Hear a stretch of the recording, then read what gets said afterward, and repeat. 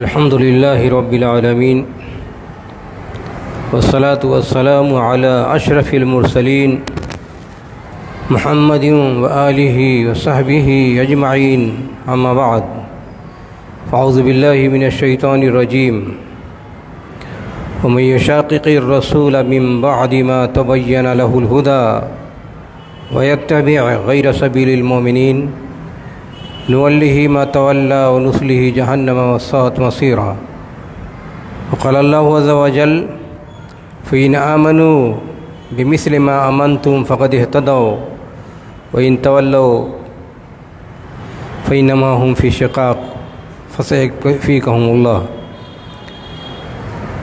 حضرات،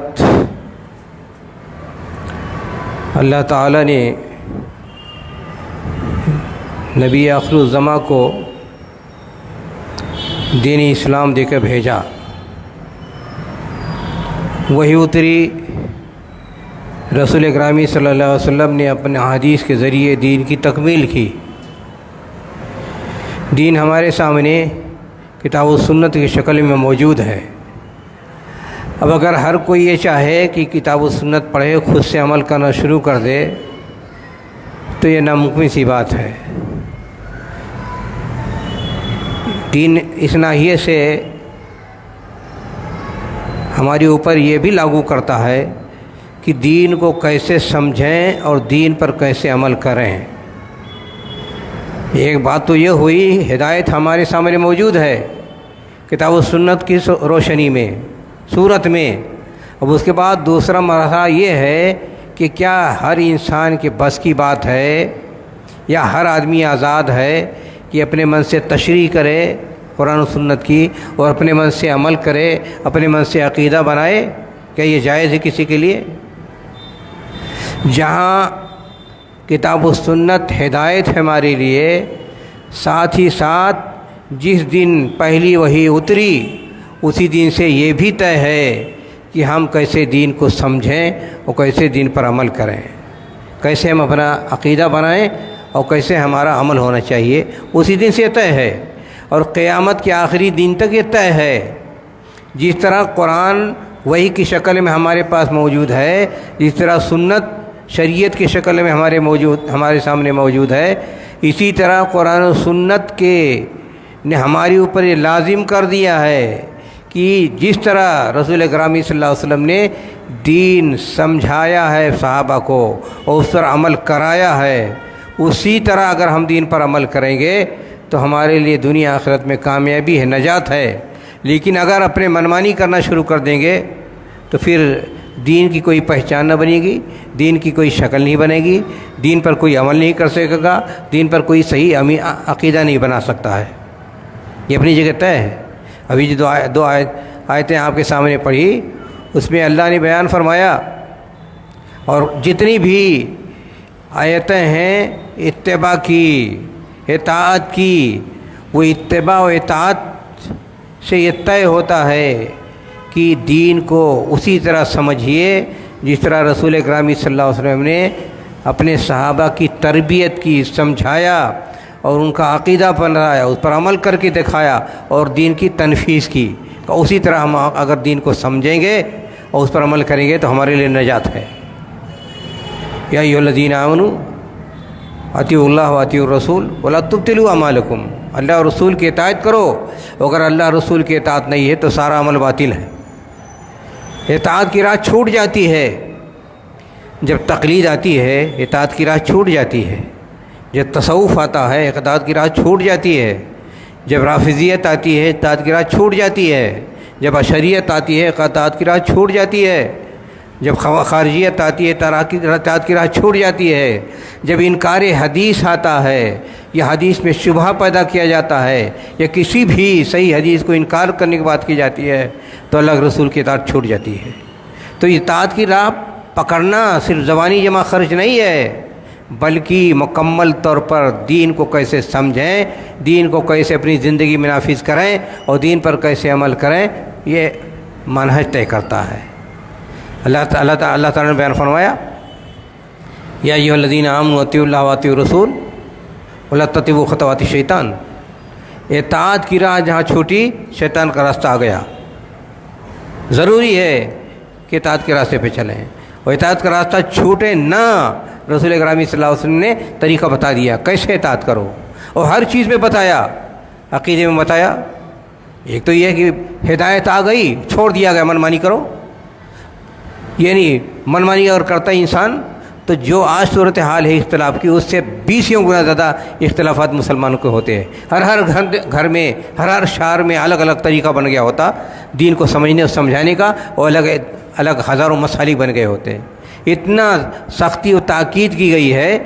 جب بھی پوچھا گیا اللہ کے رسول سے کہ ہم کیا کریں تو کہا ما انا علیہ و اصحابی، جو ہمارا طریقہ ہے جو میرے صحابہ کا طریقہ ہے اس پر عمل کر لو کامیاب ہو جاؤ گے.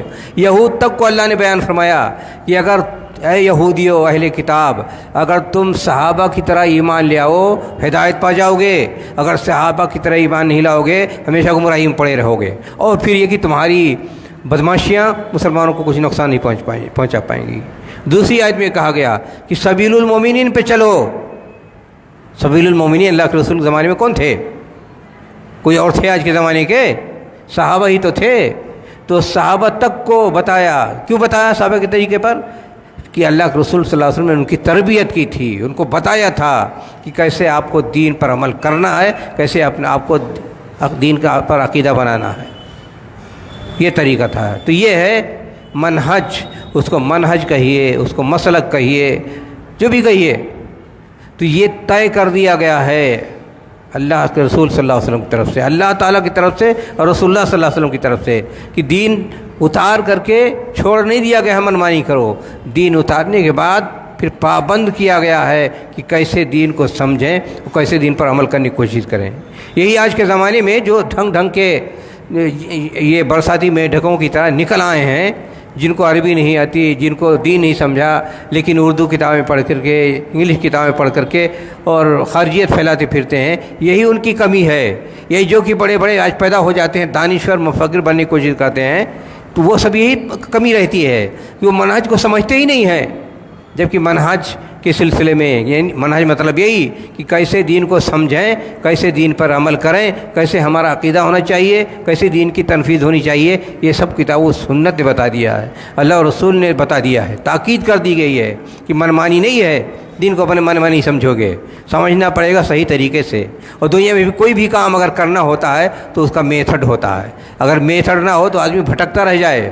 وہ آج دنیا میں جتنے کام ہوتے ہیں، جتنے منصوبے بنتے ہیں، جتنے علم ہوتا ہے، سائنس پڑھانے کا میتھڈ ہے، ٹیکنالوجی کا میتھڈ ہے، حتیٰ کہ بڑھئی گیری کا میتھڈ ہے، معماری کا میتھڈ ہے، ہر چیز کا میتھڈ موجود ہے. تو کیا سب سے زیادہ جو اہم چیز دین ہے یا اللہ تعالیٰ نے ویسے چھوڑ دیا ہے؟ اس کا طریقہ نہیں بتایا، میتھڈ نہیں بتایا. میتھڈ ہے دین کو سمجھنے کا، سمجھانے کا. اس کے مطابق آپ کو چلنا ہے، چلنا پڑے گا. اگر جس نے اس کو چھوڑا اس کا پتہ نہیں کہ کب کٹی پتنگ بن جائے گا اور کدھر چلا جائے، یا پیڑ کا سوکھا پتا بن کر کے اڑ جائے. یہی کہانی ہوتی ہے. جتنی گمراہیاں پیدا ہوئی ہیں، حضرت عثمان رضی اللہ عنہ کے زمانے میں جو فتنہ اٹھا اور آپ کا قتل ہوا، اس زمانے سے لے کر آج تک جتنی گمراہیاں پیدا ہوئی ہیں اسی بنیاد پر پیدا ہوئی ہیں کہ لوگوں نے دین کو سمجھنے، دین پر عمل کرنے، دین کو تنفیذ کرنے کے جو میتھڈ اللہ تعالیٰ نے دیا اور جو سکھایا اپنے صحابہ کو، اس کو چھوڑا، گمراہ ہو گئے. گمراہ ہوئے تو کوئی جبری بن گیا، کوئی قدری بن گیا، کوئی معتزلی بن گیا، کوئی اشعری بن گیا، کوئی ماتریدی بن گیا، کوئی قبر پوجنے والا بن گیا، کوئی صوفیہ کے تابعدار بن گیا، کوئی منکر حدیث بن گیا، کوئی توہم پرست بن گیا، کوئی ملحد بن گیا، کوئی اختلافات کے سارے جھگڑے اور دھندے پیدا ہو گئے. سب اسی کی کہانی ہے. تو رسول اکرم صلی اللہ علیہ وسلم اس کا اتنا اہتمام کرتے تھے. اگر صرف اتنا بتا دینا ہوتا یہ دین ہے اور چھوڑ دیا جاتا جاؤ اس پر عمل کر لو، ہر آدمی آزاد ہوتا اور ہر آدمی کی ایک الگ الگ مسلک بن جاتا.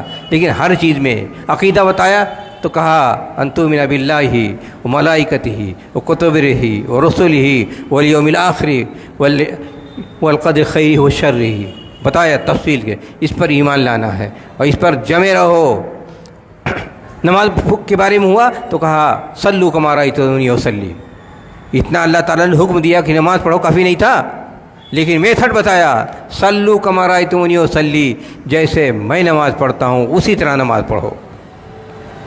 اب آج بہت سے منکرین حدیث الگ الگ نماز پڑھاتے ہیں، خاص طور پر جب جہالت پیدا ہوتی ہے نا، اور جب غرور پیدا ہوتا ہے، انکاری حدیث کا شبہ ایک حدیث سے متعلق اگر صحیح ہے، اگر کوئی آدمی اس کے دل میں شبہ پیدا ہوتا ہے تو بلا وجہ ایک صحیح حدیث کو اگر کہے ہم نہیں مانیں گے تو اس کا مطلب پوری حدیث کو نہیں مانتا ہے۔ اصول و ضابطہ ہے نا، ایک کو توڑا سب ٹوٹے گا۔ یہ نہیں ہے کہ آپ کی منمانی کہ ایک صحیح حدیث ثابت ہے، ہماری عقل شریف میں نہیں آتی بات، ہم نہیں مانیں گے، نہیں، ایک صحیح حدیث کو آپ نے توڑا تو سارے صحیح حدیث جتنے ہیں اسی اصول و ضابطے پر وہ سب اٹھے جائیں گے، ختم ہو جائیں گے۔ کھلواڑ نہیں ہے، جاہلوں کا کام نہیں ہے، یہ ان پڑھ ملاؤں کا کام نہیں ہے کہ اگر صحیح حدیث میں لب کو شاہی کریں۔ دنیا میں سب سے زیادہ جو وسیع علم ہے اور جس پر سب سے محنت کی گئی ہے، کوشش کی ہے کہ ایک ایک لفظ کو چھانٹ کر کے پہنچا دیا جائے کہ اللہ کے رسول کی بات ہے، ایک ایک لفظ زیر و زبر کے بارے میں بھی مکمل اہتمام کیا گیا ہے، اور ایک ایک حدیث کو حاصل کرنے کے لیے ہزاروں کلومیٹر لوگوں نے سفر کیا ہے، تصدیق کرنے کے لیے ایک ایک حدیث کے لیے اتنا اہتمام کیا ہے۔ اور یہاں جاہل میں پڑھے لکھے جن کو عقل نہیں آتی، جن کو سمجھ نہیں آتا، سمجھ شریف ہماری سمجھ شریف میں نہیں بات آ رہی، وہ آ کر کے پبلک کو اور سماج کو گمراہ کرنا شروع کر دیتے ہیں۔ تو یہ بھی میتھڈ میں داخل ہے، اور اس کو پورا کر کے دکھا دیا کہ رسول اکرم صلی اللہ علیہ وسلم کی حدیث کسے کہتے ہیں اور کسے نہیں کہتے ہیں۔ یہ آج کے جاہلوں کے لیے نہیں چھوڑا گیا ہے جس کے بارے میں چاہیں انگشت نمائی کریں، جس کے بارے میں چاہیں شبہ پیدا کریں۔ یہ مکمل ٹھوس 1000 سالہ محنت و کوشش کا نتیجہ ہے، اور انسان کے اندر جتنی سخت ہو سکتی ہے اخلاقی طور پر، فکری طور پر، فہم کے اعتبار سے دنیا میں جو سب سے اعلیٰ معیار ہو سکتا ہے اس اعلیٰ معیار پر حدیث کو پیش کیا گیا ہے۔ اس کے بعد کسی انسان کے بس کی بات ہی نہیں کہ اتنا اس سے اونچا معیار پیش کر سکے کسی حدیث کو صحیح ثابت کرنے اور بتانے کے لیے، حد ہو چکی ہے اس سے آگے۔ اب اس کے اجتماعی مسئلے کو اور اتنے بڑے 1000 سالہ مسئلے کو اتنے بڑے بڑے محدثین نے اصول ضابطے چھان پھٹک کر سامنے رکھ دیا ہے، یہ منہج کی بات تھی، اس لیے کہ اللہ کے رسول صلی اللہ علیہ وسلم کی بات کو کوئی اڑا دے کے اپنے طرف سے کی ہو گئی تو نہیں چلے گا، ایک ایک چیز کو چیک کر کے بتا دیا گیا ہے۔ یہ اگر منہج نہ ہوتا، میتھڈ نہ ہوتا تو آج دنیا بھٹکتی پھرتی ایک حدیث کے بارے میں نہیں طے کر پاتے کہ یہ حدیث ہے کہ نہیں ہے، لیکن یہاں ہر چیز کو واضح کر دیا گیا ہے۔ اگر یہ میتھڈ و منہج نہ ہوتا جو دین نے دیا، اور پھر اس کے روشنی میں تفصیل کے ساتھ محدثین نے، تابعین نے، بلکہ صحابہ کے دور سے لے کر کے اور آج تک کوشش ہوتی رہتی ہے کہ کہیں کسی طرح کا خلل ہونے نہیں پائے۔ اگر کوئی حدیث ضعیف ہے، رواج چل پڑا ہے اور لوگ مان کے چل رہے ہیں، لیکن جب چیک کیا گیا، بتایا گیا تو کہا نا نہیں چلے گا، یہ اللہ کے رسول کی باتیں نہیں ہے، تو یہ ہمیشہ چیک کیا جاتا ہے، کوشش کی جاتی ہے۔ اگر یہ میتھڈ نہ ہوتا تو آپ کو پتہ نہیں رہتا۔ تو یہ اسی طرح اللہ کے رسول نے نماز کے بارے میں کہا، صلو کما رأیتمونی اصلی، جیسے مجھے نماز پڑھتے دیکھو ویسے پڑھو۔ اتنا کافی ہوتا اگر دین بتا کر کے یا نماز کا طریقہ بتا کر کے چھوڑ دیا جاتا کہ پڑھو اپنے من سے، کافی تھا، لیکن نہیں، سد باب ہو جائے منمانی نماز پڑھنے کا، تو اللہ کے رسول نے فرمایا صلو کما رأیتمونی اصلی، جیسے میں نماز پڑھتا ہوں اسی طرح تم نماز پڑھو۔ آزادی نہیں دی گئی ہے منمانی، اور آزادی نہیں دی گئی پھر بھی آج نماز کی کتنی شکلیں ہیں، بے شمار شکلیں ہیں، بلکہ ہر آدمی اگر سنت کے مطابق چھوڑتا ہے اس کی الگ شکل بنتی چلی جا رہی ہے۔ اور وہ جو مستقل طور پر ایجاد کی گئی ہیں نمازیں، ان گنت نمازیں ہیں، کہیں اوابین کے نام پر مغرب کے بعد 6 رکعت نماز ایجاد کر لی گئی ہے جس کا کوئی وجود نہیں ہے، کہیں صلاۃ معکوس پڑھی جاتی ہے، کہیں جب آتا ہے مختلف موسم آتے ہیں، کبھی محرم کا مہینہ آیا تو الگ نماز، کہیں ربیع الاول کا مہینہ آیا تو الگ نماز، کہیں آ گیا وہ اور دوسرے عید میلاد النبی منانا شروع کر دیا تو اس کے لیے الگ نماز کی بے شمار شکلیں ایجاد کر لی گئی ہیں، اور پھر اپنے طرف سے اضافہ، گھٹانا، بڑھانا، یہ سب لگا ہوا ہے۔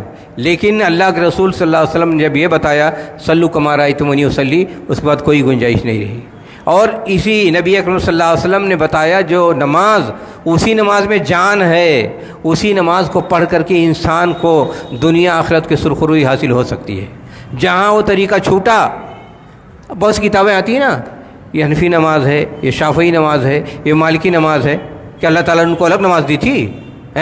یعنی اس طرح کی بات کرنا یہ غلط ہے، نبوی نماز پڑھو بھائی، لیکن کیوں یہ کیوں آ گیا یہ نماز وہ نماز وہ نماز؟ وہاں جہاں میتھڈ چھوڑا آپ نے، جو منہج چھوڑا آپ نے، تو سارے دروازے کھل جاتے ہیں. ہر آدمی اپنی بھی دکان لے کر بیٹھ جاتا ہے، یہ مانو وہ مانو وہ مانو وہ مانو، تو منہج ساری دکانداری کو بند کرتا ہے کہ جو اللہ کے رسول نے بیان فرما دیا ہے اسی کے مطابق چلو. اس میں اضافے کی گنجائش نہیں ہے، اس میں گھٹانے کی گنجائش نہیں ہے. قیامت تک ہر چیز متعین ہے، طے ہے. تو میتھڈ و منہج اور صحابہ کے مسلک کا فائدہ یہ ہے کہ دین میں پھر گنجائش نہیں رہتی ہے گھٹانے بڑھانے کی. ہر چیز پرفیکٹ اور بالکل 100% ایکوریسی ہوتی ہے کہ اسی کو ماننا، اس کو ماننا، اس کو ماننا نہیں ہے. اگر اس کو چھوڑو تو سب ملاوٹ ہی ملاوٹ شروع ہو جاتی ہے. میتھڈ کا ایک فائدہ یہ بھی ہے کہ میتھڈ اپنانے سے انسان کی اوریجنلٹی، پیورٹی قائم رہتی ہے، صحیح دین قائم رہتا ہے. اگر میتھڈ کے ذریعے چھانا پھٹکانا جائے دین کو اور ملاوٹ کو چک کر کے کنارے نہ لگایا جائے تو دین کی شکل باقی نہیں رہ جائے گی. اور یہ چیز ہمیشہ ہوتا رہے گا. رسول گرامی صلی اللہ علیہ وسلم نے فرمایا کہ یہود 71 فرقوں میں بٹ گئے اور نصارہ 72 میں بٹ گئے اور مسلمان 73 فرقوں میں بٹ جائیں گے. یہ کیا ہے؟ یہ فرقوں میں بٹنے کے بعد کوئی شکل بن جائے گی؟ دین کی رہ جائے گی؟ آج جتنا سماج و معاشرے میں دین کی شکلیں موجود ہیں، اگر اس کو جائزہ لیا جائے، دیکھا دیا جائے تو آج کتنی شکلیں ہیں. ہر شہر کے ہر مسجد کی، ہر ملک کی، ہر قوم کی، ہر مذہب کی، ہر طور طریقے الگ ہزاروں شکلیں آج نکل آئیں گی. لیکن ان کو کیسے صاف کیا جاتا ہے، کیسے اس کو سیٹ اپ کیا جاتا ہے، کیسے اس کو جانچا پرکھا جاتا ہے؟ منہج سے یہی کون سا طریقہ بتایا اللہ کے رسول نے کہ اس پر عمل کرنا چاہیے، کیسے عمل کرنا چاہیے اور کیسے اس کو صاف کیا جائے. آخر کوئی پیمانہ ہوگا نا. آج دین کے نام پر جو ڈھنگ کے دعوے چلے آتے ہیں اور ہمیشہ ہوتے چلے آتے ہیں اور نئے نئے قسم کے افکار اور نظریات آتے رہتے ہیں، تو کیا ہر ایک کی قابل تسلیم ہوگی؟ ان کو چھانٹنے، پرکھنے، جائزہ لینے، صاف ستھرا کرنے، پیور جو بات ہے اس کو سامنے رکھنے اور جو باطل ہے، کھوٹ ہے، اس کھوٹ کو کنارے لگانے کے لیے معیار کیا ہے؟ یہ مسلک ہے صحابہ کا مسلک جس کو کہتے ہیں، محدثین کا مسلک جس کو کہتے ہیں، مسلک اہل حدیث کو کہتے ہیں. تو یہاں ذمہ داری اور اہمیت یہ بھی ہے کہ دوسروں کے ہاں مسالک میں یہ چھید ہی چھید ہے، وہاں جو بھی آئے دین کا درجہ حاصل کر لیتا ہے. امام کی بات دین کا درجہ حاصل کر لیتی ہے، صوفیہ کی بات دین کا درجہ حاصل کر لیتی ہے، حضرت کی بات دین کا درجہ حاصل کر لیتی ہے، حضرت علماء کی بات دین کا درجہ حاصل کر لیتی ہے، مفتی کی بات دین کا درجہ حاصل کر لیتی ہے، چاہے اس کے پیچھے دلیل کتاب و سنت سے ہو یا نہ ہو. کہہ دیا تو کہہ دیا. اور جو گمراہ ہوتے ہیں، جاہل، کہہ دیتے ہیں کوئی بات، وہ کہتے ہیں اس کے بعد حدیث تلاش کرو اس کے لیے. یہ بھی تماشا ہو رہا ہے. تو یہ جتنے مسائل روز بروز، اچھا بدعتیں کیسے پیدا ہوتی ہیں، یہ شرک کیسے پھیلتے ہیں؟ بدعات کا مطلب ہوتا ہے کہ دین میں نئی بات لانا، اور دین کے نام پر نئی بات لائی جائے. سوال یہ ہے اگر یہ پہرا نہ ہو مسلک کا، مسلک صحابہ، مسلک اہل حدیث، اگر اس کا پہرا نہ ہوتا تو آج اور تب بھی ہر شرک کو، ہر بدعت کو ساری دنیا دین کے نام پر تسلیم کر لیتی. اور بہت سے لوگ تسلیم کرتے ہیں، لیکن یہ کہ جن کو حق کی تلاش ہے ان کے لیے راستہ کھلا ہوا ہے، روشنی موجود ہے، چراغ موجود ہے، پیمانہ موجود ہے. اس پیمانے کے ذریعے چیک کر لیتے ہیں کہ بھئی جو فرمایا جا رہا ہے کیا صحیح ہے کہ نہیں صحیح ہے. یہ فتوے ہر قسم کے آ رہے ہیں، کتنا صحیح ہے کتنا غلط ہے. اقوال رجال آ رہے ہیں، کتنا صحیح ہے کتنا غلط ہے. دانشوریاں لوگوں کے آ رہی ہیں، کتنا صحیح ہے کتنا غلط ہے. یہ سب اسی سے فیصلہ ہو جاتا ہے. یہ ہے صحیح مسلک کی اہمیت.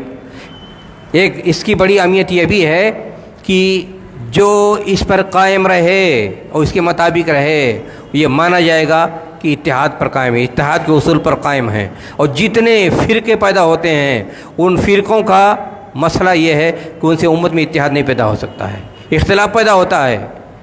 آج اتحاد کی بڑی بات ہوتی دنیا، مسلمان متحد نہیں ہے، مسلمان متحد نہیں ہے، متحد ہونا چاہیے. یا ابھی مکہ میں کانفرنس ہوئی اتحاد کے سلسلے میں. سوال یہ ہے اتحاد کس پر ہو؟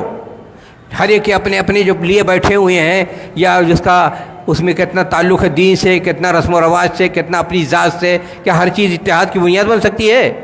اتحاد کی بنیاد کیا ہے؟ وَاعْتَصِمُوا بِحَبْلِ اللَّهِ جَمِيعًا. اللہ کی رسی کو مضبوطی سے تھام لو۔ اللہ کی رسی کیا ہے؟ قرآن و سنت ہے، کہ اتحاد کی اساس کتاب و سنت ہے، اور اس میتھڈ و منہج میں اساس کتاب و سنت ہے، نہ کسی کا تصوف ہے، نہ کسی کی تقلید ہے، نہ کسی کی تعقل پرستی ہے، نہ کسی کی عقل پرستی ہے، نہ کسی کے اقوال ہیں۔ یہاں سیدھی گفتگو ہوتی ہے کتاب و سنت کی بات، اس پر سب آ جائیں ساری دنیا متحد ہو جائے گی۔ لیکن اس کو چھوڑ کر بس یہ اتحاد کی بات کرتے رہیں تو اتحاد کبھی دیگر مسالک سے اتحاد ہو ہی نہیں سکتا ہے۔ اگر اتحاد ہو سکتا ہے تو اسی منہج و میتھڈ سے جو صحابہ و تابعین کا تھا، جس کو اللہ کے رسول نے فرمایا ما انا علیہ و اصحابی، جس پر میرے صحابہ ہیں میں ہوں، اس پر قائم رہو، یہی اتحاد ہے۔ آج اتحاد کی سخت ضرورت ہے، لیکن کیا آج اتحاد ممکن ہے؟ اتحاد اگر ممکن ہے تو صرف اس سے کتاب و سنت کی بنیاد پر اور مسلک اہل حدیث کی بنیاد پر۔ اور اتحاد کی بہت ساری شکلیں ہیں۔ ایک تو یہ ہے تمام لوگ اپنا اپنا سب بھول جاؤ اور اللہ رسول کی جو اوریجنل بات اس پر آ جاؤ، اتحاد ہو جائے گا، اور اسی کا حکم دیا اللہ تعالیٰ نے۔ لیکن اگر یہ نہ ہو پائے تو کیا سب بکھرے ہوئے رہیں؟ دوسری شکل یہ ہے کہ بھئی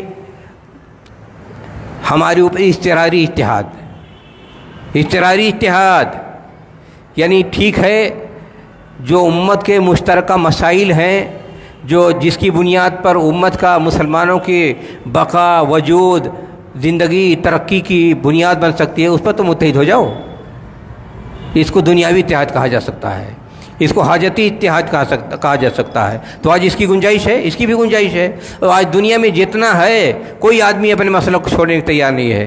جو قبر کی پوجا کرتا ہے وہ بھی چھوڑنے کو تیار نہیں ہے، جو اماموں کو، صحابہ کو گالی دیتا ہے وہ بھی اپنا چھوڑنے کو تیار نہیں ہے، جو شرک کرتا ہے وہ بھی تیار نہیں ہے۔ لیکن جب تک اسلام کے دائرے میں ہیں، مسلمان ہیں، تو دوسری شکل میں اتحاد کی ضرورت ہے، اس کو اضطراری اتحاد کہا جائے گا، کہ مشترکہ مسائل میں بھائی آ جاؤ، سب متحد ہو جاؤ، تو اس کی ضرورت ہے۔ لیکن اصل اتحاد جو واجب ہے، فریضہ ہے، یہ واجب فریضہ نہیں ہے اس طرح کا، بلکہ آپ کی ضرورت ہے۔ لیکن جو واجب و فریضہ ہے، جو اتحاد، وہ قیامت تک وہ فریضہ ہمارے اوپر لاگو ہے۔ اور ایک مسلمان اگر صاف دل کے ساتھ یہ مان کے چلے کہ جو جھگڑے، تعصبات، فرقہ پرستیاں ہیں ہم نہیں مانتے ہیں، اور ہم اپنے دل سے مانتے ہیں کہ اللہ رسول کی یہ بات ہے، اسی کو ہم مانیں گے، اسی کے مطابق چلیں گے، تو اتحاد کے اصول پر قائم ہوگا اور متحد ہونے کا اس کا ثواب ملے گا، اور اللہ تعالیٰ کے کھاتے میں لکھا جائے گا کہ اتحاد کے اصول پر قائم ہے۔ کتنا اللہ کے رسول صلی اللہ علیہ وسلم نے کہا کہ علیکم بالجماع، علیکم بالجماع، علیکم بالجماع۔ جماعت کیا ہے؟ کوئی بڑی جماعت ہو گئی کہ ہم بڑی تعداد ہماری زیادہ ہے، وہ مل جاؤ، اتحاد ہے؟ جماعت کا مطلب وہاں اصول ہے، یعنی کتاب و سنت کے جو اصول ہیں، آؤ اس پر چپک جاؤ، اسے جٹ جاؤ، اسی کو دامن تھام لو، یہ مطلب ہے علیکم بالجماع، جماعت کے ساتھ متحد آ جاؤ، جو اصول ہیں دین کے اس کے مطابق آ جاؤ، اور دین کے اصول کے مطابق آ جائے تو یہ بھی علماء نے کہا، صحابہ نے کہا، تابعین نے کہا کہ آپ انک علی انت الجماع ان کنت علی حق وان کنت وحدک، اگر آپ دنیا میں تنہا ہیں، حق پر قائم ہیں، تو آپ ہی جماعت ہیں۔ یہ کثیر تعداد ہو جماعت نہیں بن سکتی ہے۔ تصور جو دیا اسلام میں وحدت کا، اسی سے طے ہوگا جو میتھڈ منہج ہے کہ وحدت کسے کہا جائے۔ ہر آدمی اپنی طرف کھینچتا ہے، ہماری بڑی جماعت ہے، ہماری بڑی تعداد ہے، لہٰذا ہماری طرف آ جاؤ، یہ سب فراڈ، جھوٹ ہے۔ یہاں وحدت کا جو اللہ کے رسول نے بیان فرمایا علیکم بالجماع، جماعت کے ساتھ رہو، یہاں اصول کا مسئلہ ہے، یعنی کتاب و سنت کے اصول پر جو آئے گا۔ اگر تنہا دنیا میں ایک تنہا آدمی ہے وہ کتاب و سنت کے اصول پر چل رہا ہے تو اس کو مانا جائے گا جماعت۔ یہ ہے طریقہ اور یہ ہے ضابطہ۔ تو یہ کون دے گا؟ یہ منہج سلف دے گا، سلف صالحین کا، صحابہ کا جو طریقہ تھا، یا مسلک اہل حدیث جس کو کہتے ہیں، اس سے طے ہوگا کہ کس کو فرقہ کہیں گے اور کس کو جماعت کہیں گے، اور حق پر کون ہوگا، نہ حق پر کون ہوگا۔ منہج کی اہمیت یہ بھی ہے کہ اگر آج دنیا میں کوئی آدمی شرح صدر کے ساتھ تیار ہو، حوصلے کے ساتھ کہ وہ اس کو دین چاہیے، صحیح دین چاہیے، حق بات چاہیے، تو کہاں ملے گا؟ کہیں نہیں ملے گا۔ جتنی جماعتیں ہیں، جتنے مسالک ہیں، اگر وہاں جائیں گے تو وہ شرک کا راستہ بتا دیں گے، پیر پرستی کا راستہ بتا دیں گے، قبر پرستی کا راستہ بتا دیں گے، صوفیہ کا راستہ بتا دیں گے، اماموں کا راستہ بتا دیں گے، کیا اسے نجات مل جائے گی؟ کیا کتاب و سنت کے بارے میں یہی کہا گیا ہے کہ جا کے ان کے دم پکڑو، ان کے پیچھے بھاگو؟ یہاں یہی کہا گیا ہے اگر نجات چاہتے ہو تو کتاب و سنت پر عمل کرو۔ ترکت فیکم امرین لن تضلوا ما تمسکتم بہما کتاب اللہ و سنتی۔ رسول اکرم صلی اللہ علیہ وسلم بیان فرمایا کہ قیامت تک کے لیے تمہاری چیز دین کا 2 سرمایہ چھوڑ کے جا رہا ہوں، کتاب و سنت۔ جب تک اس کو مضبوطی سے تھامے رہو گے کوئی تمہیں گمراہ نہیں کر سکتا ہے۔ تو آج جتنے بھی دنیا میں مسالک ہیں، مثلا منہج سلف، مسلک اہل حدیث کو چھوڑ کر، اگر ان سے چاہیں آپ کہ جینوین مسلمان بن سکیں اور پوری طور پر 100% آپ کے دل میں جذبہ ہے کہ ہم صحیح دین پہ آنا چاہتے ہیں، صحیح دین پہ نہیں آ سکتے ہیں کسی بھی مسلک میں علی الاطلاق، وہاں آپ کو یہاں شرک بھی کرنا پڑ سکتا ہے، وہاں آپ کو بدعت بھی کرنا پڑے گا، وہاں آپ کو تصوف کی جن خرابیاں ہیں ان کو بھی ماننی پڑے گی، وہاں مشائخ کو بھی ڈھونا پڑے گا، وہاں ان کے قبر پر بھی بیٹھ کر کے مراقبہ کرنا پڑے گا، وہاں جھوٹی کہانیاں بھی سننی پڑے گی، وہاں جھوٹے قصے بھی سننے پڑیں گے، وہاں فضائل کے نام پر شرک کا ایک طوفان، شرک کا ایک سیلاب آیا ہوا ہے، سب کو ماننا پڑے گا علی الاطلاق۔ جہاں بھی جائیں کہیں یہ چیز نہیں مل پائے گی، آپ کو ساری مشکلات جھیلنا پڑے گا۔ لیکن یہاں دعویٰ نہیں ہے، یہاں یہ ہے، یہاں آپ کو پکڑ کر کسی کے ساتھ جوڑنا نہیں جاتا ہے ان کے پیچھے چلو، یہاں بتا دیا جاتا ہے اللہ اور رسول کو پہچانو، اللہ رسول کو پہچان کر آپ خود اپنے بارے میں نجات کا راستہ اختیار کرنے کی کوشش کریں۔ یہاں عیسائیوں کی طرح مغفرت کا چیک نہیں بانٹا جاتا ہے، یہاں تو یہ ہے کہ بھئی آپ قرآن و سنت پڑھو اور یہ راستہ ہے اور اللہ اور رسول سے اپنا تعلق جوڑو، آپ کو راستہ ملے گا۔ اخلاص ہونا چاہیے اور آپ کو محنت کرنی چاہیے، کوشش کرنی چاہیے، یہ صورتحال ہوتی ہے۔ اور یہی چیز ہے کہ آج بھی علماء کی ذمہ داری یہ ہے کہ اسی راستے کو بتائیں جس پر چل کر کے انسان اللہ کی رضا حاصل کر لے، پھر اس میں اپنے آپ کو نہ داخل کرے کہ مجھے شیخ مانو، مجھے پوجو، مجھے تحفہ دو، میرا دامن اٹھاؤ، میری برکت، میرا جوٹا کھاؤ برکت ملے گی، یہ سارے تماشے یہاں نہیں ہوتے ہیں۔ یہاں سیدھی گفتگو ہے، یہ اللہ اور رسول کی بات ہے، دین کو اس طرح سمجھو، دین پر اس طرح عمل کرو، اللہ اور رسول سے محبت کرو اور اللہ اور رسول سے اپنا تعلق جوڑو۔ دین کا دعوت و تبلیغ کا سب سے سینسیٹیو مسئلہ یہی ہے کہ آدمی آج دعوت و تبلیغ کرتا ہے تو بیچاروں کو، پبلک کو اپنے سے جوڑ لیتا ہے اور اللہ اور رسول کو پیچھے چھوڑ دیتا، بس اس کے پیچھے چلو، ان کی جوتی اٹھاؤ، ان کو گفٹ دو، ان کو کھانا پہنچاؤ، ان کا پیر دباؤ، ان کی بڑائی بیان کرو، ان کا ہر جگہ اٹھائی پھرو، یہ تماشے ہوتے ہیں۔ نتیجہ یہ کہ انسان ساری کوشش کے باوجود زندگی بھر ان لوگوں کے دامن سے، انسانوں کے دامن سے چپکا رہتا ہے اور اللہ اور رسول سے جڑنے کو توفیق نہیں مل پاتی ہے۔ تو یہ مسلک کا، یہ منہج سے ایک فائدہ یہ ہوتا ہے کہ انسان اللہ تعالیٰ سے تعلق باللہ قائم کرتا ہے۔ لیکن جہاں تقلید کی بات ہو، تصوف کی بات ہو، شخصیت پرستی کی بات ہو، مشائخ پرستی کی بات ہو، قصوں کی ہو، کہانیاں کو ہو، ان کے عزائم کے بیان کی بات ہو، آدمی اسی میں بھول بھلے بھوٹ کے رہ جاتا ہے، بھٹک کے رہ جاتا ہے، اس کو موقع ہی نہیں ملتا ہے کہ اللہ اور رسول اللہ سے اور رسول سے تعلق جوڑ سکے۔ یہ بھی بہت سینسیٹیو مسئلہ، عام مسئلہ ہے۔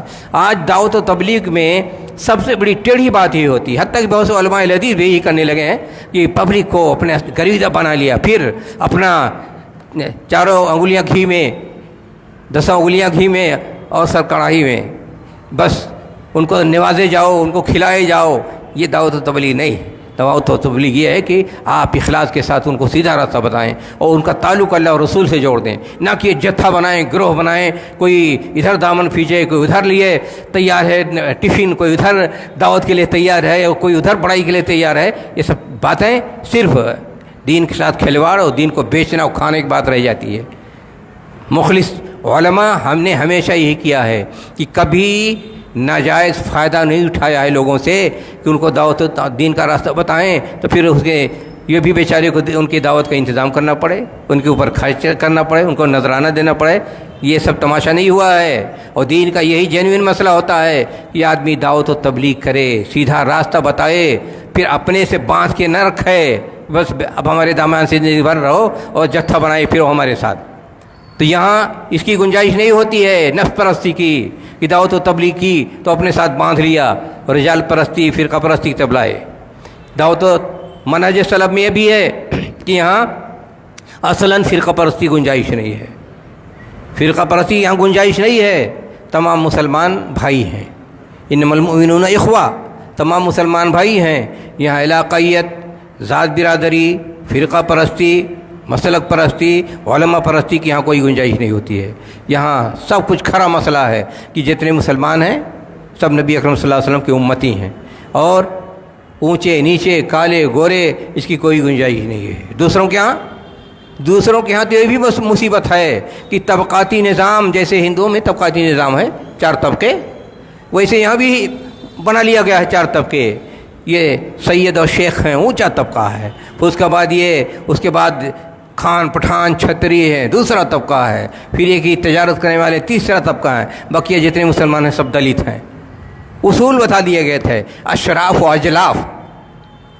ये भी हिंदुओं की नक्काली, आज सारे मसालिक में चीज़ भरा हुआ है कि ये फलां है। अच्छा, ये कुफ़ का मसला ईजाद कर लिया गया। कुफ़ यानी ये सैयद के बराबर बुनकर नहीं हो सकता है, सैयद के बराबर दर्जी नहीं हो सकता है, शेख के बराबर मोची नहीं हो सकता है, शेख के बराबर सैयद के बराबर फला नहीं हो सकता है, आप इनमें शादी ब्याह नहीं कर सकते हैं। क्या है ये सब है? हिंदुइज़्म का, हिंदुओं का तबक़ाती निज़ाम मनुस्मृति वाला, यहाँ लोगों ने मसलक की बुनियाद पर अपनी चौधराहट बरतरी ब्राह्मणियत को कायम करने के लिए शेख बने घूमते हैं, सैयद बने घूमते हैं। पूरी पब्लिक मुसलमानों को हक़ीर समझते हैं कि ये नीचे लोग हैं। क्या तमाशा, इस्लाम इसलिए आया है। सलफ़ सालिहीन के मसले में इसकी कोई गुंजाइश नहीं है। आप उठा कर देखिए फ़िक़्ह की किताबों को, हनफी, वहाँ एक चैप्टर मौजूद होता है कुफ़ का मसला। ये कुफ़ नहीं है, जुलाहा सैयद का कुफ़ नहीं है, बुनकर सैयद का कुफ़ नहीं है। और दूसरे जितने पेशावर काम करते हैं, जो भी कोई काम करते हैं, पेशा करते हैं, कोई जूता बनाता है, कोई दर्जी है, कोई हलवाई है, कोई तब्बाख है, कोई कसाई है, कुछ है, कहा ये सब बराबर नहीं हो सकते सैयद के। इस्लाम में तो मसावत है, और इस्लाम में इंसान का दर्जा तय होता है, बड़कपन उससे मिलती है तक़वा से। हैं, अल्लाह ताला ने बयान फरमा दिया, इन्ना अक्रमकुम इंदल्लाहि अत्क़ाकुम, जो सबसे ज़्यादा अल्लाह से डरता हो, सबसे ज़्यादा मुअज़्ज़ज़ है। एक जाहिल भी किसी दर्जे में लोग ना समझें, लेकिन अगर वो हलाल खाता है, फ़राइज़ अदा करता है, तो वो अल्लाह के नज़दीक सबसे ज़्यादा महबूब है। लेकिन बड़े टाइटल खोल लिए घूमें, बड़ी बड़ी सनदें लिए घूमें, और ज़हन दिमाग में भरा हुआ है कुफ़ का मसला, ये हमारे बराबर नहीं है, ये इस्लाम है, जाहिलियत की चीज़ है।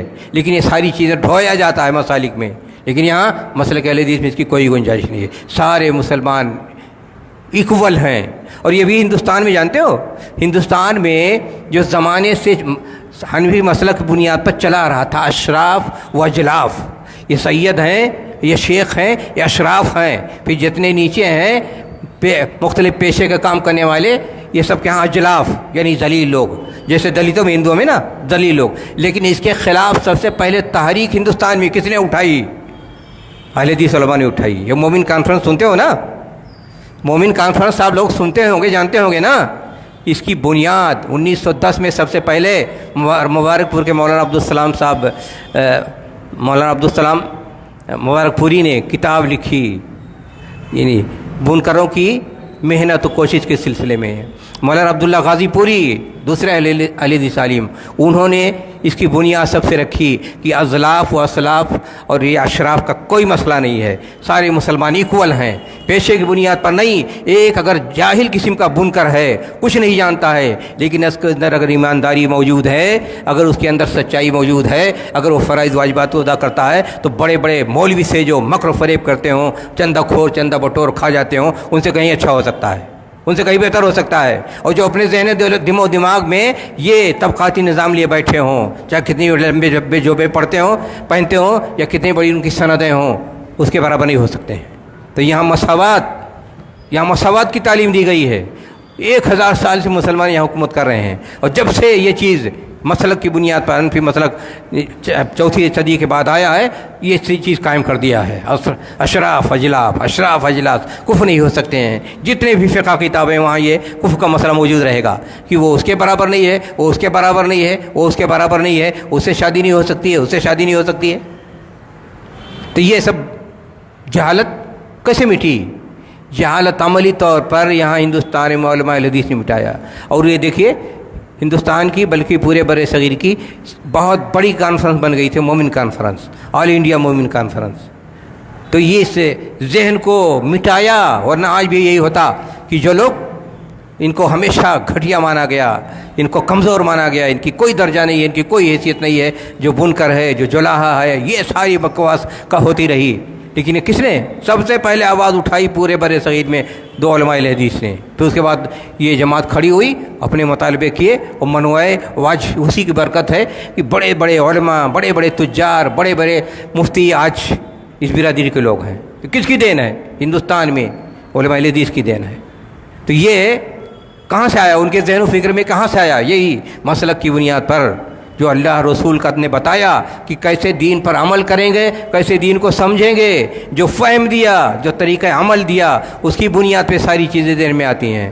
تو یہ سب عوامی زندگی میں ساری چیزیں فائدہ مند ہوتی ہیں اور علمی زندگی میں فائدہ مند ہوتی ہیں، پوری زندگی میں فائدہ مند ہوتی ہیں.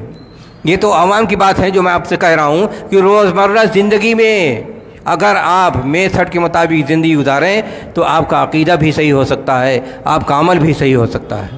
عقیدے کی بات دیکھ لو، بہت سے یہ جتنے صحابہ کا جو منہج ہے یا مسلک حدیث ہے، اس میں ایک بڑی بات یہ ہے کہ اللہ اور رسول کی باتیں جتنی ہیں، قرآن کی باتیں اور صحیح حدیث، ان کا سب سے بڑا مرتبہ ہے.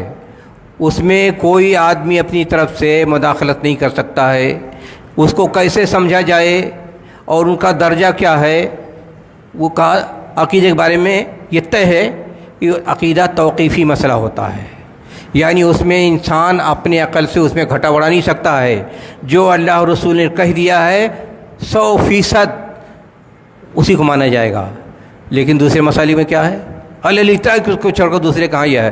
کہا غیب کے مسائل، آخرت کے مسائل، جنت و جہنم کے مسائل، اللہ کے اسماء و صفات کے مسائل، اللہ کی ربوبیت کے مسائل. کہا اس میں بھی کہتے ہیں کہ قرآن و سنت، آیت و احادیث جو بیان کریں اگر ہماری عقل کے خلاف ہو تو ہم نہیں مانیں گے، ہماری جو عقل کہے گی اس کو مانیں گے. یعنی ان کے ہاں یعنی بہت بڑا مسئلہ یہ ہے کہ کتاب و سنت کی جو آیات و حدیث ہیں ان کا درجہ بڑا ہے کہ انسان کی عقل کا درجہ بڑا ہے. تو اکثر لوگ یہی کہتے ہیں، جیسے اشعری ماتریدی، نام سنا کہ نہیں سنا آپ لوگوں نے؟ جتنے حنفی، شافعی، مالکی سب اشعری ماتریدی عقیدے میں. ان کا کیا ہے؟ کہتے ہیں قرآن آیات و حدیث کے مقابلے میں عقل بڑی ہے. لیکن قرآن و سنت اللہ و رسول کے بیان کے مطابق قرآن و حدیث، آیات و حدیث یہ مقام و درجہ ہے، عقل اس کے ماتحت ہے. لیکن ان سب کے یہاں عقل بڑی ہے، عقل کے ماتحت میں قرآن و سنت ہے. بہت بڑا مسئلہ ہے، بہت بڑا نکتہ ہے. اس کو صرف اسی کی بنیاد پر کتنے ایسے مسلک نکلے، کیسے افکار نکلے، کیسے ایسے نظریے نکلے جو گمراہی کا سبب بن گئے. تقدیر کا مسئلہ، تقدیر کا مسئلہ دین میں سب سے پیچیدہ مسئلہ ہے. تقدیر کا تعلق غیب سے ہے. اللہ تعالیٰ نے بیان فرمایا کہ دنیا اور کائنات بنانے سے بہت پہلے ہی اللہ تعالیٰ نے تقدیر لکھ دی تھی، اور کہا جو تقدیر لکھ دی گئی ہے اس میں جف القلم، روشنائی سوکھ گئی، اس میں کوئی تبدیلی ہونے والی نہیں ہے. تقدیر کیا ہے؟ اب جو آدمی انسان غیب کے بارے میں کچھ جانتا ہے، جب بچہ ماں کے پیٹ میں رہتا ہے اور 4 مہینے کا ہوتا ہے، اسی وقت انسان کی دنیا میں عملی زندگی کے بارے میں لکھ دیا جاتا ہے کہ اس کی روزی کیا ہوگی، اس کی عمر کیا ہوگی، یہ اچھا کرے گا یا برا کرے گا، اور اس کی موت کہاں ہوگی. تفصیل وہیں لکھ دی جاتی ہے. اس میں کوئی تبدیلی ہونے والی نہیں، اسی کے مطابق انسان چلتا ہے. اب اس کے بارے میں اگر کوئی اپنے منمانی کرنا شروع کر دے کہ نہیں ہم یہ سمجھتے ہیں، ہم وہ سمجھتے ہیں، تو گمراہی کا ذریعہ ہے. تقدیر کے سلسلے میں دو فرقے بن گئے، قدریہ اور جہمیہ، جبریہ اور قدریہ.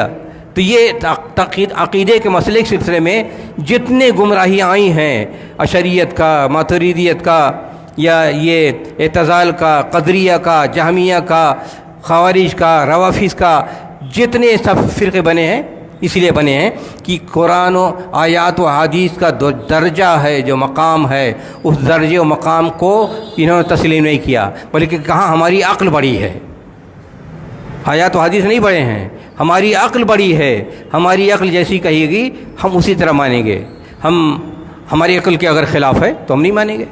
سوال یہ ہے پوری انسان کی حیثیت کیا ہے؟ قرآن حدیث اللہ کا کلام ہے، اللہ کے حکم کے مطابق ہے، جو ساری ہر چیز سے جانتا ہے، غیب ایک معمولی پتہ رات کی تاریکی میں گرے وہ بھی جانتا ہے، جو زمین کے اندر کوئی بیج ہو وہ بھی جانتا ہے، چونٹیاں جتنی چلتی ہیں وہ بھی جانتا ہے، مچھلیاں جتنی پانی میں وہ بھی جانتا ہے، کوئی چیز اس کے علم سے ورا نہیں ہے، ہر وقت جانتا ہے۔ انسان تو کوئی چیز کبھی جانتا کبھی نہیں جانتا ہے، لیکن ہمہ وقت یہ ساری چیزیں اللہ تعالیٰ جانتا ہے، تو وہ جو بتائے گا اس کی حیثیت ہوگی کہ انسان جانے گا کہ جو اپنے پیٹھ پہ اس کے کتنے بال ہیں اس کو بھی نہیں پتہ ہے، سر پر کتنے بال ہیں اس کو نہیں پتہ ہے، اس کے اندر کیا کچھ بھرا ہوا ہے، بیماری ہے، صحت ہو نہیں جانتا، ہر چیز میں محتاج ہے، تو اس کی عقل بھاری ہو جائے گی؟ کتنی بڑی اس کی عقل ہوگی؟ پھر انسان کی کتنی عقل ہے، کتنی سمائی ہو سکتی ہے؟ اگر پوچھو تو اکثر لوگ اپنے پردادا کی نام نہیں جانتے ہوں گے، اور عقل بڑی ہوتی ہے۔ تو یہ جہاں انسان آیات و حدیث کی جو اہمیت ہے، جو درجہ ہے، جو مقام ہے، اگر اس درجہ و مقام کو نہیں مانے گا اور اپنے منمانی اس میں کرنے کی کوشش کرے گا تو یا تو خارجی بن جائے گا، یا معتزلی بن جائے گا، یا اشعری بن جائے گا، یا ماتریدی بن جائے گا، یا یہ کہ جو کچھ ہو سب صحیح تضادات کا مجموعہ بن جائے گا، قبر پوجا بن جائے گا، شرک کرنا شروع کر دے گا۔ تو یہ سب ہوتا ہے۔ تو سب سے بڑا مسئلہ یہ ہوتا ہے جو اس منہج سے طے ہوتا ہے کہ قرآن و احادیث یا آیات و حدیث کا جو درجہ، جو مقام اللہ تعالی نے طے کیا ہے، جو سب سے بڑی حقیقت ہے دنیا میں، اس سے بڑی حقیقت کوئی چیز نہیں ہے، اس کو ہم سب سے پہلے اس کی قدر کریں، ہمارا عقیدہ یہ بنے کہ اس کا جو مقام و درجہ ہے ہماری عقل سے کہیں زیادہ ہے، اور اس کے مقابلے میں دنیا کوئی چیز نہیں ہے، اور جو حقائق اس میں بیان کر دیے گئے ہیں، جو عقیدہ بیان کر دیا گیا ہے، جو دین میں بیان کر دیا گیا ہے، اس میں ذرہ برابر ہم تصرف نہیں کر سکیں گے۔ اگر تصرف کریں گے تو گمراہی طے ہے، گمراہی لکھی ہوئی ہے۔ تو یہ اور آج تک یہ سب ہوتا چلا آ رہا ہے۔ مستشرقین کے اثرات یہ ہوئے تو ایک طبقہ پڑھے لکھے لوگوں کا یونیورسٹیوں میں مستشرقین کی اولاد پیدا ہو گئی، جن لوگوں نے بہت سے مستشرقین کے شوشہ ڈالنے میں بہت سے منکر حدیث بننا شروع ہو گئے۔ تو یہ سب جنگ چلتی رہتی ہے، اور زمانے سے کہ قرآن و سنت کو ہم زیادہ اہمیت دیں کہ اپنی عقل کو زیادہ اہمیت دیں، اور یہ صحابہ کا جو منہج ہے، مسلک ہے یا مسلک اہل حدیث ہے، اس کو چھوڑ کر کے بقیہ جتنے ہیں ہر ایک کے ہاں یہی ہے کہ بھئی ہماری عقل بڑی ہے۔ مجموعی طور پر اس کو چھوڑ کر کے، اس منہج سلف کو چھوڑ کر کے جتنے ہیں سب کے یہاں ہماری عقل بڑی ہے، ہماری عقل بڑی ہے، ہر چیز میں عقل کو آگے بڑھانے کی کوشش کریں گے۔ حتیٰ کہ حنفی مسلک میں اصول فقہ کے اعتبار سے صرف اپنی عقل کی بنیاد پر بے شمار حدیث کو رد کر دیتے ہیں، ہم نہیں مانیں گے، عقل کے خلاف ہے۔ بہت سے صحابہ کو غیر فقیہ کہہ دیتے ہیں، ہم نہیں مانیں گے، جبکہ جتنے صحابہ ہیں سب کے بارے میں قرآن کریم نے سند دے دی ہے کہ ہر اعتبار سے وہ کامل و مکمل ہیں، چاہے فکری اعتبار سے، علمی اعتبار سے، عملی اعتبار سے، عقیدے کے اعتبار سے، اسلام کی تنفیذ کے اعتبار سے، اخلاق کے اعتبار سے، جتنی بھی انسان کے خصائص اچھائیاں ہو سکتی ہیں، سارے خصائص اچھائیوں، خوبیوں، کمالات، اخلاقیات کے وہ مجموعہ تھے۔ لیکن بہت سے گستاخی کہہ دیتے ہیں کہ اس صحابی کو ہم نہیں مانیں گے، حتیٰ کہ اہل سنت ہو کر کے یہ کہیں گے ان کو ہم نہیں مانیں گے۔ حضرت عائشہ پر وہی چھینٹے اڑانے لگتے ہیں، کبھی حضرت عثمان پر چھینٹے اڑانے لگتے ہیں، کبھی حضرت معاویہ پر چھینٹے اڑانے لگتے ہیں، کبھی حضرت ابو موسیٰ اشعری پر چھینٹے اڑانے لگتے ہیں۔ یہ کس نے ان کو اختیار دیا؟ کسی بھی ایک صحابی پر کے بارے میں اگر کوئی انگشت نمائی کرتا ہے تو گویا یہ کہتا ہے کہ ہمیں حدیث کے بارے میں بھی شک ہے، ہمیں رسول کے بارے میں بھی شک ہے، ہمیں وحی کے بارے میں بھی شک ہے، ہمیں قرآن کے بارے میں شک ہے۔ اگر صحابی کے بارے میں کوئی آدمی شک و شبہ پیدا کرے، ان پر انگلی اٹھائے، سب کچھ ہو جائے گا۔ اس لیے انہی کے صحابہ کے تھرو ہمیں سب کچھ ملا ہے نا۔ یہ واسطہ ہی اگر غلط مان لیں گے تو پھر ساری چیزیں مشکوک ہو جائیں گی۔ لیکن ان کی اہمیت اور قدر و قیمت، ہاں ایک بڑا مسئلہ اس مسلک کی اہمیت کا یہ بھی ہے کہ صحابہ کا جو قرآن و سنت سے درجہ طے ہے، اس درجے کو صرف صحیح ڈھنگ سے یہی مسلک طے کرتا ہے، بتاتا ہے منہج سلف۔ دوسروں کے ہاں چیز نہیں مل پائے گی، دوسروں کے ہاں جہاں تعقل پرستی کے شکار ہوئے، جہاں عقل پرستی کے شکار ہوئے، اور جہاں جھوٹی روایتوں کے شکار ہوئے یا تاریخی روایتوں کے شکار ہوئے، وہ پھسلنا شروع کر دیتے ہیں، بہکنا شروع کر دیتے ہیں، اور صحابہ کو بھی متہم بنانے کی کوشش کرتے ہیں۔ جب بھی اگر کوئی مسلمان صحابہ کو متہم بنانے کی کوشش کرے گا تو اس کا مطلب یہ ہوگا کہ انسان اللہ کے رسول کی حدیث کو بھی متہم بناتا ہے، قرآن کو متہم بناتا ہے، اللہ کو متہم بناتا ہے، نبی کو متہم بناتا ہے۔ اللہ کو کیسے متہم بنائے گا؟ یعنی جن صحابہ پر اعتبار کر کے قرآن کی تعلیم دی گئی، سکھایا گیا، ان کے ذریعے ہمیں پہنچا، تو کیا اللہ تعالیٰ کو نہیں معلوم تھا کہ غلط لوگ ہیں؟ ہم ہی پکڑائے ہیں یہ غلط لوگ ہیں؟ تو اللہ تعالیٰ پر بھی انتہاب لگاتا ہے آدمی اگر صحابہ پر انگلی اٹھاتا ہے۔ صحابہ ہمارے دین کا، ہمارے ایمان کا عقیدہ ہیں، تو ان کا صحیح مقام کون پہچانے گا؟ کس سے پہچان بنے گی؟ اسی مسلک سلف سے، مسلک اہل حدیث سے۔ دوسری ہر جگہ خلل ہی خلل ہے۔ جب انسان تاؤں میں آتا ہے تو کہتا ابو ہریرہ کو ہم نہیں مانتے ہیں، وہ تو سمجھدار تھے ہی نہیں۔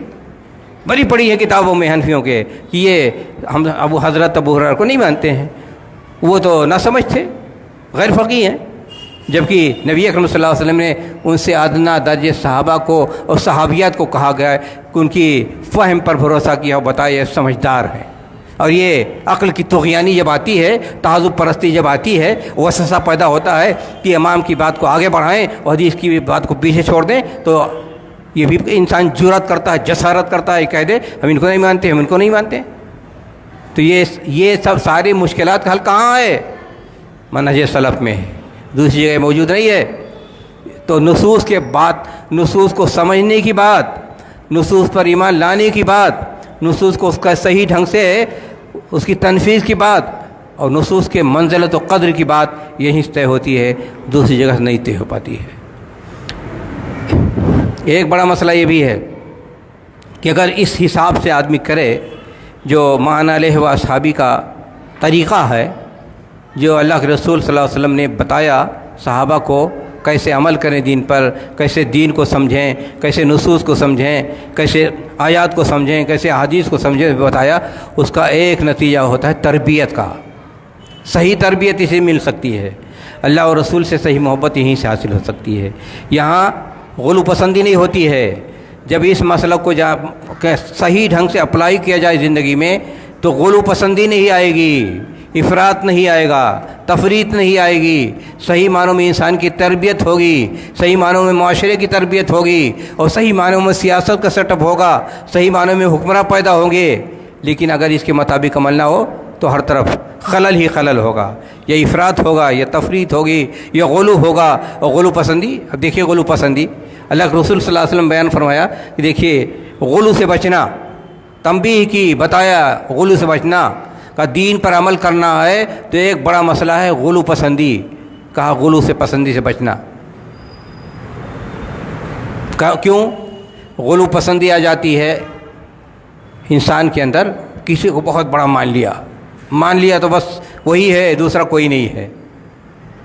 حالانکہ اصل کیا ہوتے ہیں؟ اصل اصول ہوتے ہیں، ضابطے ہوتے ہیں، اسلامی تعلیمات ہوتی ہیں۔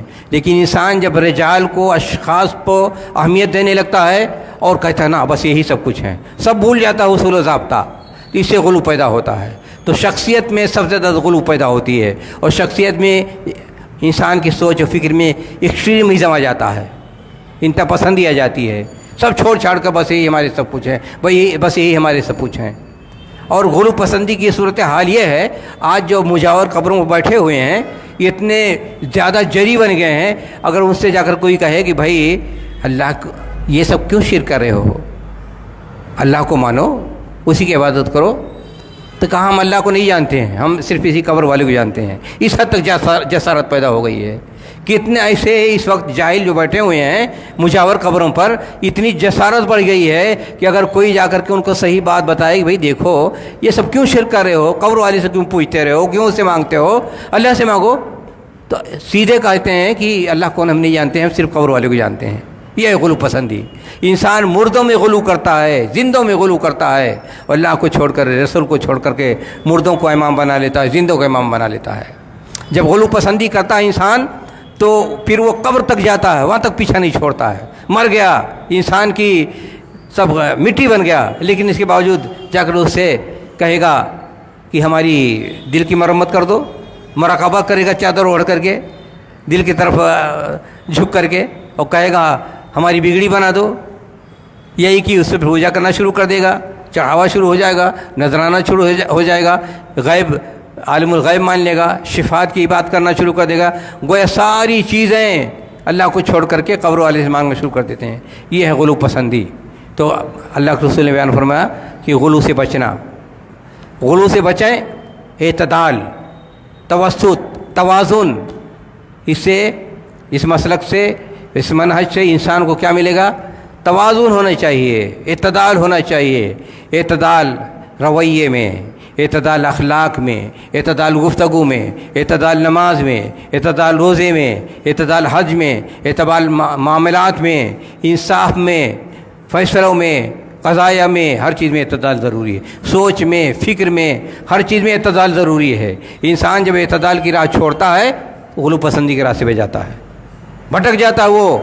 اگر اعتدال نہیں ہے، اگر نمازی میں اعتدال نہیں ہے تو وہ بس پڑھنا شروع کر دیا اپنے من کی نمازیں ایجاد کر کے، یا اپنے حساب سے نماز پڑھنا شروع کر دیا۔ اعتدال وہاں روزے کے سلسلے میں اگر بے اعتدالی پیدا ہوئی تو جب دیکھو تب اپنے اوپر روزہ لاگو کیے پڑتا رہتا ہے۔ اعتدال کیا ہے؟ جتنا اللہ کے رسول نے بتایا ہے اتنا کریں، وہی اعتدال ہے۔ آدمی غلو پسندی میں ہمیشہ مبتلا ہو جایا کرتا ہے۔ رسول گرامی صلی اللہ علیہ وسلم کے زمانے میں 3 صحابہ اللہ کے رسول سے گئے ملنے، اتفاق سے آپ موجود نہیں تھے، تو حضرت عائشہ رضی اللہ عنہ سے پوچھا کہ بتائیے نبی اکرم صلی اللہ علیہ وسلم کا معمول کیا ہے؟ تو حضرت عائشہ رضی اللہ عنہ نے بتایا آپ کا معمول نماز کے سلسلے میں، روزمرہ اعمال کے سلسلے میں، فکانہم تقالوہا، تینوں نے یہ گئے تھے پوچھنے صحابہ تو انہوں کم نظر آیا۔ تو ایک صاحب نے فیصلہ سنایا کہ بھئی ہم تو اپنا زیادہ سے زیادہ توجہ کریں گے نماز پر، زیادہ سے زیادہ نماز پڑھتے رہیں گے۔ ایک صاحب نے کہا ہماری پسند یہ ہے کہ ہم روزہ رکھیں، مستقل روزہ رکھتے رہیں۔ ایک صاحب نے اپنی ترجیح بتائی کہ ہم شادی نہیں کریں گے۔ رسول گرامی صلی اللہ علیہ وسلم جب آئے تو حضرت عائشہ نے بتایا کہ آپ کا طریقہ بتائے تو ان کو کم لگا، یہ کہہ کے گئے ہیں۔ نبی اکرم صلی اللہ علیہ وسلم بلایا اور بتایا کہ یہ طریقہ غلو کا طریقہ ہے۔ بتایا کہ دیکھو ہم نماز بھی پڑھتے ہیں، ہم سوتے بھی ہیں، ہم نے شادی بھی کی ہے، نبوت کی ذمہ داری ادا کرتے ہیں، حکومت بھی چلاتے ہیں، فتویٰ بھی دیتے ہیں، دعوت و تبلیغ بھی کرتے ہیں، جہاد بھی کرتے ہیں۔ کہا زندگی میں رہو اور زندگی کے جتنے مشاغل ہیں سب میں دینی ڈھنگ سے کام کرو، یہی زندگی ہے۔ یہ کہ کٹ جاؤ، رہبانیت اختیار کر لو، کنارے کسی مسجد میں بیٹھ جاؤ اور سارے مشاغل چھوڑ دو تو یہ دنیا کیسے سمجھے گی؟ دنیا میں خیر کیسے پیدا ہوگا؟ تو انسان جب غلو پسندی میں آتا ہے تو سماج سے کٹتا ہے، معاشرے سے کٹتا ہے، گھر سے کٹتا ہے، دین سے کٹتا ہے، سچائیوں سے کٹتا ہے، وہ الگ تھلگ ہو جاتا ہے، تنہا ہو جاتا ہے۔ اس کی سوچ کے اندر، اس کی سوچ ایک طرفہ ہو جاتی ہے، اس کا رویہ ایک طرفہ ہو جاتا ہے، اس کے اندر غلو پسندی کی وجہ سے یہ سب ہوتا ہے۔ ساری چیزیں چھوٹ جاتی ہیں، ایک طرف اس کو پوری طرح ترکیز ہو جاتی ہے اور بقیہ جتنے خیر کے دروازے ہیں اس کے لیے بند ہو جایا کرتے ہیں۔ تو یہاں غلو پسندی کی گنجائش نہیں ہے، اعتدال ہے یہاں۔ یہ مسلک اہل حدیث یا معنی علیہ و صحابی کے منہج کے سلسلے میں اتنی باتیں، چند باتیں ہوئیں، بہت سی باتیں اس سلسلے میں، اور بہت سی باتیں بتانی چاہیے تفصیل کے ساتھ۔ حقائق حیات کیا ہیں، زندگی کے حقائق، دین کے حقائق، دین کی مصلحتیں، دین کے اسرار، اسی جو میتھڈ نبی اکرم صلی اللہ علیہ وسلم نے دیا قرآن کو سمجھنے، دین کو سمجھنے کا، اخلاق بنانے کا اور اپنا صحیح عمل کرنے کا، اسی سے طے ہوتا ہے۔ اس کو زیادہ سے زیادہ بتانے کی ضرورت ہے، تفصیل سے بتانے کی ضرورت ہے۔ اللہ تعالی ہم سب کو توفیق عطا فرمائے کہ جو معنی علیہ و صحابی کا طریقہ ہم اس کو سمجھیں، جانیں، اور اس کو چھوڑ کر جتنی اعلیٰ بلا اکٹھا کر لی ہم نے، اللہ تعالیٰ ان سب سے ہم سب کو بچائے۔ وآخر دعوانا ان الحمد للہ رب العالمین۔